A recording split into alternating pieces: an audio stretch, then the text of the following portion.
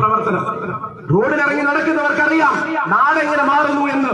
പക്ഷേ റോഡിലിറങ്ങി നടക്കേണ്ടത് ആരാണെന്നും നടക്കേണ്ടാത്തത് ആരാണെന്നും ഒരു പുരുഷന്റെയും സ്ത്രീയുടെയും ലിംഗം നോക്കിക്കൊണ്ട് പുരുഷനാണെങ്കിലാണ് നാട്ടിലിറങ്ങി പെരുമാറേണ്ടതെന്നും സ്ത്രീയാണെങ്കിൽ വീട്ടിലിരിക്കേണ്ടതാണ് എന്നും ഇപ്പോഴും പറയുന്ന ആ പിന്തിരിപ്പൻ സംവിധാനത്തിന് ഉടപിടിക്കുന്ന ഒരു ലീഗിന്റെ രാഷ്ട്രീയ സിദ്ധാന്തത്തിൽ അങ്ങനെ വീട്ടിലിരിക്കുന്നവരെ റോഡിലിറങ്ങി നടക്കുന്ന സമയത്ത് നാട് മാറുന്നത് കാണാൻ പറ്റും.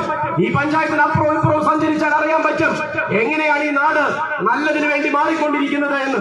ആ മാറ്റം കൊണ്ടുവന്നത് കഴിഞ്ഞ 9 വർഷക്കാലമായി ഇവിടുത്തെ LDF സർക്കാരാണെന്ന് സാധാരണ ജനങ്ങൾക്ക് മനസ്സിലാകുന്നുണ്ട്.